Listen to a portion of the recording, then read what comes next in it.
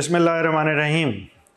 गुर्दा ट्रांसप्लांट हो चुका, मैं पिछली वीडियोस में ये बता चुका हूँ कि जिसने गुर्दा लगवाया होता है वो कितने दिन तक हॉस्पिटल में रहता है। तकरीबन 7 दिन तक। जो देने वाला होता है वो तकरीबन 3 से 4 दिन रहता है।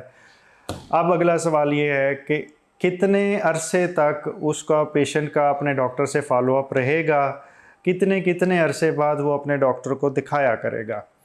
देखें, इसके अंदर मैं एक जनरल रूल ज़रूर बताऊंगा, लेकिन ऐसा नहीं है कि हर जो इंस्टीट्यूशन है वो इसी को फॉलो करता हो या हर मरीज़ की ज़रूरत वही हो जो मैं अभी बताने लगा हूँ। मरीज़ की इंडिविजुअल ज़रूरत या उसकी इनफरादी हैसियत जो उनसी उसे जहन में रखना चाहिए। अगर कुछ ख़ास मसाइल हैं, हो सकता है इसे कम करना पड़े, हो सकता है फॉलोअप ज़रा लंबा कर दिया जाए अगर ट्रांसप्लांट बहुत अच्छा चल रहा है। तो ये डिपेंड करेगा आपके जो नेफ्रोलॉजिस्ट है जो इसको लेके चल रहा है वो कितने कितने अरसे का फॉलोअप बताता है।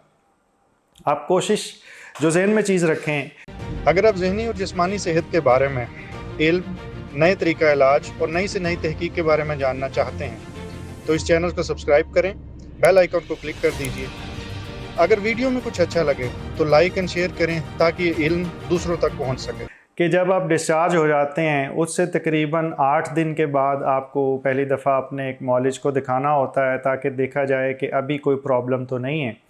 और उसके अंदर सर्जिकल एवेल्यूशन भी थोड़ी की जाती है, ड्रग का लेवल जो सा वो कंफर्म किया जाता है और उसके साथ क्रेटिनिन, यूरिया क्रेटिनिन का टेस्ट भी किया जाता है।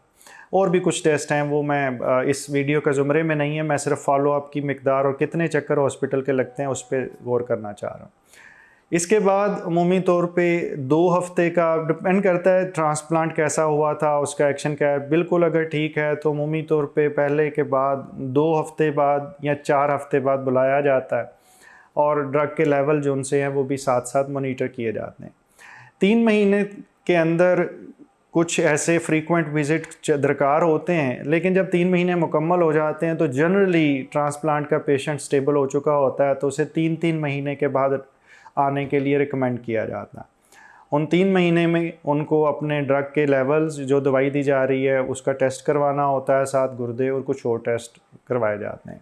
अब ये डिपेंड करता है कि उनको शुगर और इस तरह की चीज़ें हैं या नहीं, उसके मुताबिक उनकी ज़रूरत बदल भी सकती है, बट इन जनरल ये फ्रीक्वेंसी चलती है।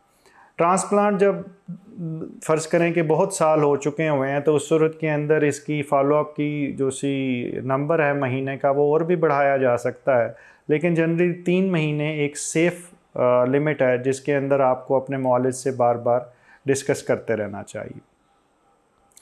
अल्लाह ताला आपको मुकम्मल ज़िंदगी दे और दूसरों की ज़िंदगी मुकम्मल करने का शर्फ़ अता करे।